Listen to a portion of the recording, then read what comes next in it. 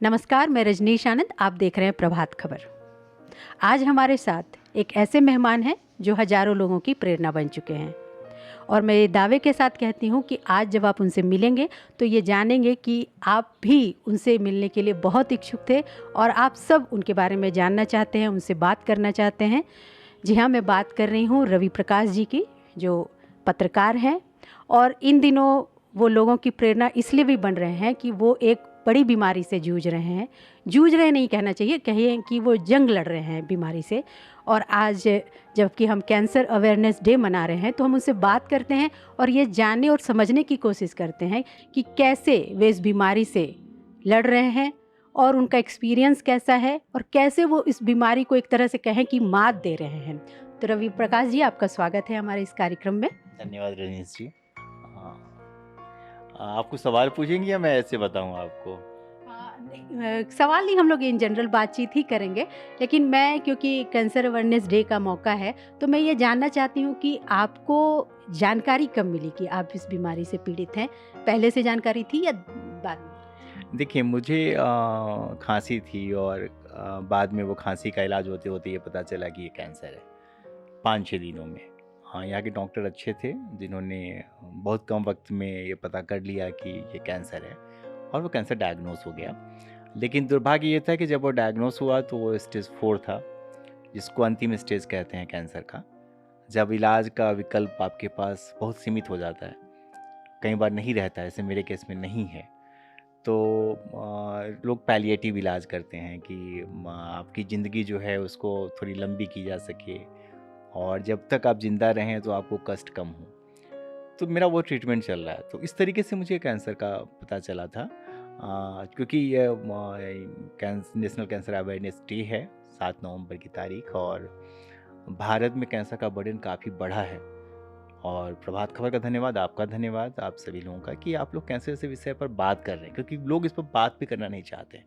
मुझे याद है कि मुझे जब कैंसर हुआ तो मेरे ही पिताजी ने, जो जो टीचर हैं और उन्होंने डॉक्टरेट की हुई है, मेरी माँ भी टीचर हैं, और उन लोगों ने पहले छिपाने की कोशिश की। तो जनरली कैंसर एक ऐसा विषय है जिस पे लोग बात करना ही नहीं चाहते। तो आप लोग बात करें, इसलिए आपका धन्यवाद। तो ये उस तरीके से पता चला था, और क्योंकि भारत में लोग बात ही नहीं करते हैं तो कहाँ से डायग्नोस हुआ, कैसे पता चलेगा आपको?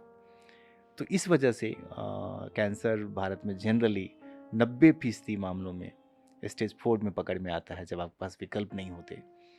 और जबकि इसके समानांतर इसी वक्त में, जब हम लोग 2023 के नवंबर में आपसे बात कर रहे हैं, दुनिया के दूसरे देशों में, और कोई बहुत, हम अमेरिका या इंग्लैंड की बात नहीं कर रहे हैं या ऑस्ट्रेलिया की, छोटे देशों की बात कर रहे हैं, जहाँ पे कैंसर के मामले स्टेज 1 स्टेज 2 में पकड़ में आ रहे हैं।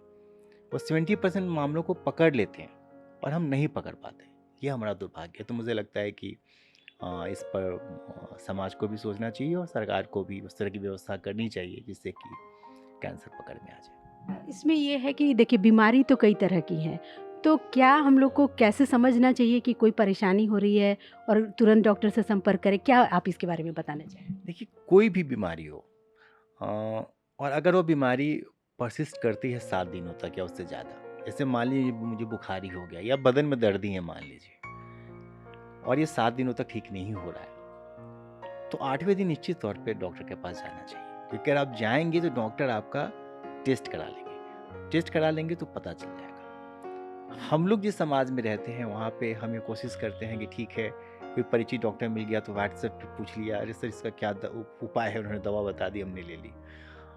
बचते हैं क्लिनिक में जाने से, डर लगता है। और अगर डॉक्टर ने 4 टेस्ट लिख दिया तो उसके अलग अलग तरीके की व्याख्या होती है कि उसको डॉक्टर को कमीशन मिलता होगा, बेवजह का है, ये वो। तो इन सब चीज़ों को मन से निकाल दीजिए, मिलता होगा कमीशन, भूल जाइए आप। आपके स्वास्थ्य का मामला है, आपकी कोई भी बीमारी, कोई भी चीज़ जो एबनॉर्मल है आपके शरीर में, और अगर वो 6-7 दिनों तक रह जाती है तो 8वें दिन निश्चित तौर पे जांच करा लीजिए, आपकी जांच हो जाएगी। अगर अनफॉर्चुनेटली कुछ बीमारी होगी तो उसका इलाज हो जाएगा, और बीमारी नहीं होगी तो आप स्वस्थ रहेंगे, आप घूमते फिरते रहेंगे। अवेयरनेस डे का जो इस बार का थीम दिया गया है वो भी इसी बात को लेकर के है कि आप जो मतलब आपका जो इलाज होना है उसमें जो गैप आता है एक, उसको भरा जाए। तो आप कितना देखिए मेरे चूँकि मैं स्टेज 4 का मरीज़ हूँ, तो मेरे 47 कीमो अभी तक हुए हैं और 48वाँ कीमो मेरा अब होने वाला है 20 तारीख को। तो क्योंकि मुझे कीमो पे ही रहना है और प्लस मेरी टारगेटेड थेरेपी होती है। जो क्लोज़ द गैप का मामला है कि भाई ये इसको बढ़ा जाए कि कैसे मरीज़ और सुविधाओं के बीच की दूरी कम हो। तो इसके लिए कैंसर अवेयरनेस डे पे ये कहना चाहते हैं कि लोगों को तो जागरूक होना ही चाहिए कि वो अपना इलाज कराएं। सरकारों को भी इस तरह की व्यवस्था करनी चाहिए। ये आप डॉक्टर के पास जाती हैं और आपको कोई भी बीमारी है, आपके ब्लड प्रेशर का तो डॉक्टर चेक करते हैं कि आपका आपका बीपी कितना है। आजकल वो आपका सैचुरेशन भी देख लेते हैं, आपकी हार्ट बीट भी देख लेते हैं, आपका वजन देखते हैं, आपका हीमोग्लोबिन देख लेते हैं। तो जब आप हीमोग्लोबिन देख सकते हैं, ब्लड प्रेशर देख सकते हैं, सैचुरेशन देख सकते हैं, हार्ट बीट नाप सकते हैं, तो आप क्यों नहीं कैंसर से जुड़ी चीज़ों की भी जांच करा लेते हैं? क्लोज द गैप सिर्फ कहने से तो होना नहीं है ना। आपने एक नारा दे दिया, आजकल तो नया फैशन है भारत में कि आप अच्छे नारे दीजिए तो आपको पुरस्कार मिलेगा। तो आप अच्छा नारा बना दीजिए। हम तो जैसे अखबारों में शीर्षक बनाते हैं, अच्छी अच्छी हेडिंग हो गया, अरे वाह कैची हेडिंग है। आप कैची हेडिंग बनाते रहिए और क्लोज द गैप करते रहिए, कभी कैंसर नहीं होने वाला। 2000 ये जो शताब्दी चली ना, साल 2000 से 2022 के बीच, क्योंकि 23 का आंकड़ा अभी आया नहीं है, 23 चल ही रहा है। 1.5 करोड़ लोग मरे हैं कैंसर से भारत में, और हम नारे बना रहे हैं close the gap. Close the gap जो है वो करने से होगा। अब झारखंड में लीजिए आप, मतलब सैकड़ों सेल्फ हेल्प ग्रुप हैं। हम लोग कहते हैं ना, रानी मिस्त्री, टैबलेट दीदी, फलाना दीदी, कैफे दीदी, ये वो। आपके पास इतना बड़ा समूह है महिलाओं का, एसएचजी का। आपने कितने लोगों की जांच कराई है सर्वाइकल कैंसर और ब्रेस्ट कैंसर की, जिसके लिए वनरेबल है महिलाएं। इसी तरीके से लंग कैंसर के मामले बहुत बड़े हैं। मैं लंग कैंसर का मरीज हूँ। झारखंड में, बंगाल में, बिहार में लंग कैंसर के काफ़ी मामले हैं, सिक्किम में। तो क्यों नहीं सरकार इसकी स्क्रीनिंग करा लेती है? तो क्लोज द गैप तभी होगा जब आप एक मुकम्मल मिजाज के साथ आएंगे और स्क्रीनिंग कराएंगे, और यही एक रास्ता भी है। नहीं तो फिर आप जो है सो हम जैसे लोग आंकड़ों की बात करेंगे, जब तक जिंदा हैं तब तक अखबार में आप लोग लिखेंगे इसको, टेलीविज़न वाले तो चलाएंगे और लोग मरते रहेंगे। कहा ICMR ने कि 7.5-8% ये जो है नंबर बढ़ने वाले हैं मरीजों के 2025 तक। तो इतने तो लोग मर रहे हैं, इतनी संख्या बढ़ रही है। ICMR का ही कहना है कि भारत में रहने वाले हर आदमी को लाइफ टाइम में कभी न कभी, हर 9वें आदमी को कैंसर हो जाता है। तो ये वक्त है सोचने का, और तभी हम अवेयरनेस डे को सही तरीके से मना पाएंगे। अवेयरनेस की बात हो रही है तो मैंने देखा है, कई अपने घर में भी देखा है, कुछ रिश्तेदार हैं उन लोग को देखा तो कि वो लोग बहुत डरते हैं। तो आपको क्या लगता है कि डरना मतलब कितना सही होगा? आप इलाज के लिए नहीं जा रहे हैं और डर रहे हैं। देखिए, डरना तो कभी नहीं चाहिए। ये तो मैं मतलब कहना चाहता हूँ कि कैंसर बीमारी है जो थोड़ी डेडली है, क्योंकि अंतिम स्टेज में आती है पकड़ में, तो आपका इंतजाम नहीं होता इलाज कराने का। लेकिन बीमारी ही है ना। बुखार होता है तो पैरासीटामोल खाते हैं ना, दर्द होता है तो आप एनालिसिक लेते हैं ना। तो कैंसर होगा तो इलाज क्यों नहीं कराएंगे आप? क्यों डरेंगे? कौन सा डर है? मैं तो कह रहा हूँ कि मैं कीमोथेरेपी के 47 सत्रों से गुजरा हूँ, 47, और मेरी बहुत इच्छा है, ईश्वर करे मुझे उतनी उम्र दें ईश्वर, कि मैं 100 करूँ कम से कम, ताकि कल के मेरे मरने के बाद भी लोग ये कहें कि हाँ यार, ये वो तो था रवि प्रकाश, उसका 100 कीमो हुआ था। डर को ख़त्म करिए। मेरा अभी सोमवार को कीमो हुआ है, हम लोग आज बात कर रहे हैं, एक ही सप्ताह हुआ ना, मैं आपसे ठीक से बात कर रहा हूँ।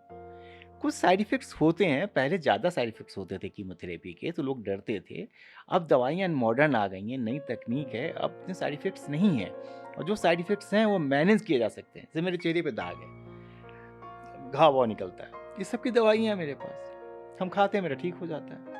तो बिल्कुल नहीं डरिए, डॉक्टर जो सजेस्ट करते हैं उसको मानिए और इलाज कराइए, ठीक रहिए, कैंसर ठीक हो जाता है। कई सारे उदाहरण हैं इस दुनिया में, इस देश में, जहाँ कैंसर ठीक हुआ क्योंकि अर्ली स्टेज में पकड़ा गया था।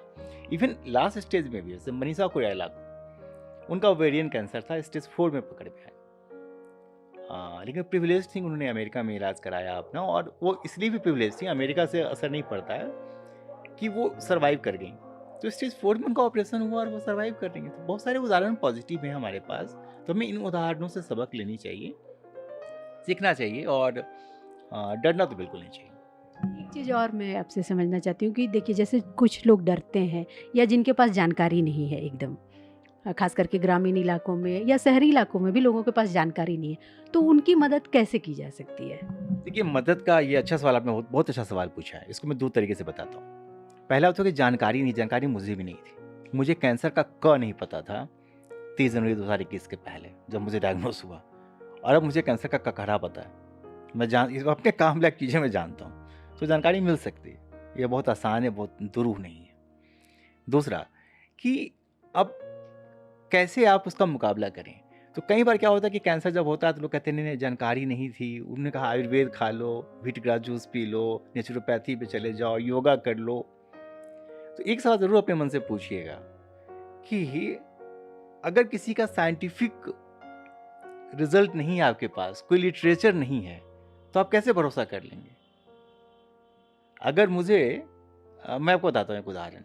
मेरा सोडियम जब मेरी कीमोथेरेपी शुरू हुई ना, पहली कीमोथेरेपी मुंबई में हुई थी, तो मेरा सोडियम लेवल काफ़ी कम हो गया। तो मेरे डॉक्टर ने मुझे बिकोसो लिखा। तो मैंने कहा सर ये विटामिन का क्या रोल है कैंसर में, ये क्यों लिख रहे हैं?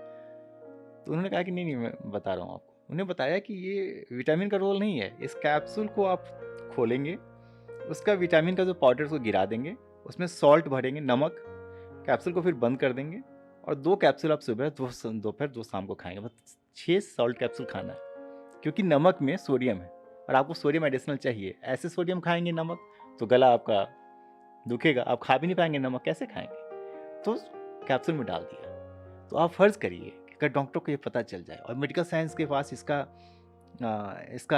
रिसर्च हो कि कुछ भी डालने से, मैं नाम ले लूँगा किसी भी चीज़ का, कोई भी मूत्र डालने से या कोई भी पाउडर डालने से या कोई भी जड़ी डाल देने से कैंसर ठीक होना है, तो डॉक्टर उसका कैप्सूल आपको दे देंगे। इतने बेवकूफ़ थोड़ी हैं भारत के या दुनिया के डॉक्टर जिन्होंने इतने रिसर्च किए हैं। तो वहाँ जानकारी लीजिए, उसकी ऑथेंटिसिटी पहचानिए। जैसे खबरों में लोग पहचानते हैं ना कि खबरें बहुत सारी चलती है, कौन सी सही है देख लो पहले, ऑथेंटिक है कि नहीं। ऑथेंटिसिटी पहचानिए, फिर आप आगे बढ़िए, तो दिक्कत नहीं होगी। और तीसरा जो बताना चाहिए वो ये है कि हम लोग कई बार कहते हैं कि नहीं पैसा नहीं है, बहुत लग रहा है। जैसे मुझे डॉक्टर ने जो दवा दी वो 5 लाख रुपये हर महीने की दवा थी। मैंने कहा ये तुम खा ही नहीं पाएंगे सर, 5 लाख हर महीना तो संभव नहीं मेरे लिए। तो मुझे एक दूसरा ऑप्शन उन्होंने बताया जो सस्ता था, जिसमें मैं हूँ अभी। अब है कि जो दूसरा ऑप्शन है वो भी कई लोगों के लिए बहुत महंगा है, या कई लोग उसको भी नहीं ले पा रहे हैं, तो तीसरे, चौथे, 5वें ऑप्शन पे जा रहे हैं। कई लोगों के पास पैसा ही नहीं है, ज़मीन बेच रहे हैं, फिर भी इलाज नहीं करा पा रहे। तो बहुत सारे उपाय हैं, हिम्मत कभी मत हारिए, उपाय तलाशिए। जैसे झारखंड में मुख्यमंत्री गंभीर बीमारी उपचार योजना है। अगर किसी भी आदमी की सालाना मतलब आमदनी 8 लाख रुपए से कम है, 3 साल तक रही है 8 लाख से कम, तो वो इस योजना का पात्र है। वो आवेदन करेगा सिविल सर्जन के यहाँ। जरूरी जो कागजात हैं, अब है कि आप ट्वीट कर देंगे तो आपको नहीं मिलेगा लाभ, आपको उस प्रोसेस में जाना पड़ेगा, आपको पेशेंस धैर्य रखना पड़ेगा। तो आपने आवेदन किया, सारे कागजात जमा कराए, अपने निवास प्रमाण पत्र, अपना आय प्रमाण पत्र, और जो एफिडेविट वगैरह लग रहा है कि आयुष्मान कार्ड नहीं है या है, जो चीज़ें जरूरी हैं आपने दिया, तो झारखंड की सरकार 10 लाख रुपए तक का सपोर्ट करती है आर्थिक। उस अस्पताल को पैसे भेजती है, वो कैशलेस इलाज हो जाता है, उसका लाभ ले सकते हैं। झारखंड की सरकार ने, मैं मुख्यमंत्री हेमंत सोरेन जी को का शुक्रगुजार हूँ, मैं आभार व्यक्त करता हूँ। कई बार हम लोग की बात भी इस मुद्दे पर हुई कि उन्होंने टाटा मेमोरियल सेंटर जो कलकत्ता में है ना, उसके साथ एक करार हुआ कि अगर झारखंड का कोई भी कैंसर मरीज जो इस आमदनी ग्रुप का है, अगर टीएमसी कलकत्ता में इलाज करा रहा है और उसको 25 लाख रुपए तक की भी सहायता जरूरत पड़ेगी ना, तो झारखंड सरकार 25 लाख रुपए तक की सहायता करेगी। हाँ, ये है कि शुरू का 5 लाख रुपया आयुष्मान योजना से जाएगा, बाद का 10 लाख मुख्यमंत्री गंभीर बीमारी उपचार योजना से जाएगा, और बाकी अलग तरीके का उसमें वो किया गया, बांट दिया गया उसको अलग अलग वर्गों में। इसी तरीके से प्रधानमंत्री राहत कोष में आप आवेदन करेंगे कि मैं फलाना हूँ, मुझे बीमारी है, ये अस्पताल का कॉस्ट सर्टिफिकेट है, कॉस्ट सर्टिफिकेट लगाना होता है, तो प्रधानमंत्री राहत कोष से पैसे मिलते हैं।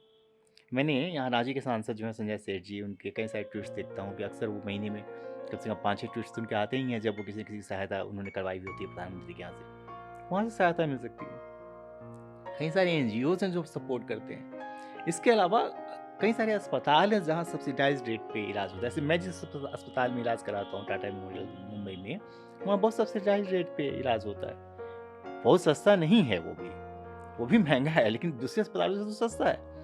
तो विकल्प बहुत हैं, आपको विकल्पों को तलाशना पड़ेगा, हार नहीं माननी पड़ेगी, तो आप इस कैंसर के से अच्छी लड़ाई लड़ सकते हैं। एक सवाल बस और रवि जी बता दीजिए कि जो एक मरीज है वो कहीं ना कहीं उस पर मनोवैज्ञानिक दबाव भी बनता है कि उसे एक बीमारी है, तो उस समय दुआओं का कितना असर होता है, उसके परिवार का, उसके दोस्तों का कितना, और मतलब कैसे उसको परिवार का सपोर्ट मिलता है जो कि वो मतलब एक बीमारी से लड़ने की शक्ति पा सकता है, कैसे इसको आप देखते हैं? देखिए, बहुत बड़ा रोल है इसका, सपोर्ट का बहुत बड़ा रोल है। स्पेसिफिक परिवार की बात मैं नहीं करूँगा, कई बार तो परिवार के लोग ही सबसे पहले गायब हो जाते हैं जब आपको कैंसर जैसी बीमारी होती है। तो आपको पता नहीं चलेगा कि अच्छा कौन था जो कल तक बात कर रहा था, आज उसने फ़ोन ही उठाना बंद कर दिया मेरा। कई दोस्त भी ऐसे गायब हो जाते हैं। लेकिन एक समाज इतना सुंदर है ना हमारा, इसमें एक पर एक लोग हैं और ये सारे लोग सपोर्ट के लिए खड़े हो जाते हैं। मतलब एक रास्ता बंद होता है, 4 नए रास्ते खुल जाते हैं और इनकी दुआओं का, इनके सपोर्ट का बड़ा असर पड़ता है। कई सारे प्लेटफॉर्म्स हैं क्राउड फंडिंग के। मेरे पास पैसा नहीं है, मैंने बताई बात कि मेरे पास पैसा नहीं है, मुझे इलाज कराने में 10 लाख रुपए लगने हैं। और मैंने एक अपील की लोगों से, पैसे आ जाते हैं, पैसे आने लगते हैं।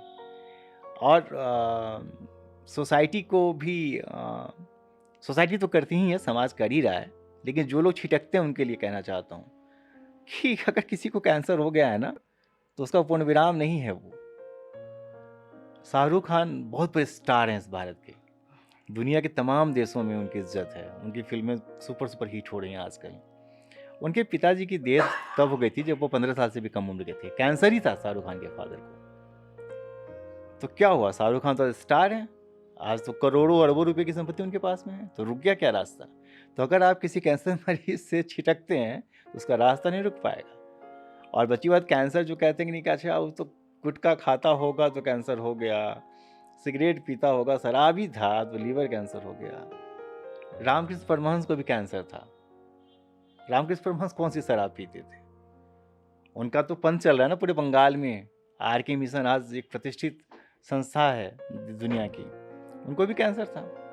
तो कैंसर पूर्ण विराम नहीं है और कैंसर किसी चीज़ के पाप का फल भी नहीं है। कैंसर एक बीमारी है और समाज की और परिवार की और दोस्तों के सपोर्ट का बहुत बड़ा रोल है। लोगों को सपोर्ट में आगे आना चाहिए खुलकर। और अगर आप नहीं आते हैं तो शाहरुख खान को याद कर लीजिए। शाहरुख खान जैसे उदाहरण इस देश में हैं, बहुत सारे लोगों ने बहुत तरक्की की है कैंसर के बाद। निश्चित तौर पर जो लोग रवि प्रकाश जी से बात करना चाहते थे, उन्हें इनसे बात करके इनकी बातें सुनकर बहुत अच्छा महसूस हुआ होगा। और जो लोग कैंसर जैसी बीमारी से पीड़ित हैं, उनके लिए भी इन्होंने बहुत अच्छा मैसेज दिया है। तो आपने इतना समय दिया रवि जी, इसके लिए आपका बहुत धन्यवाद। Thank you so much. प्रभातखबर.com, विश्वास वही, रफ्तार नहीं।